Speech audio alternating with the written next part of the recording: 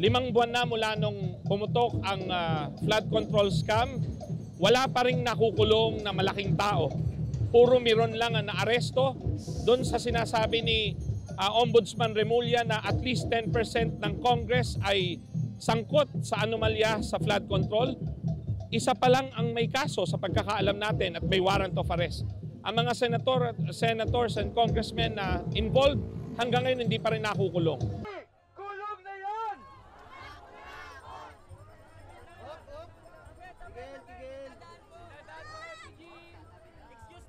Excuse me po! Excuse me po!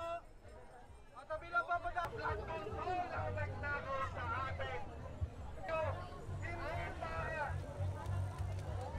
So yung korupsyon lumilinaw na mula baba hanggang taas. Kaya systematic yung problem.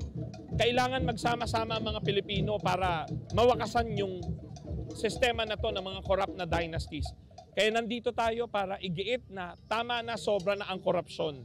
Kasi talagang sawang-sawa na tayo sa baha. Sawang-sawa na tayo doon sa ninanakaw ang pondo para sa flood control at iba pang public services.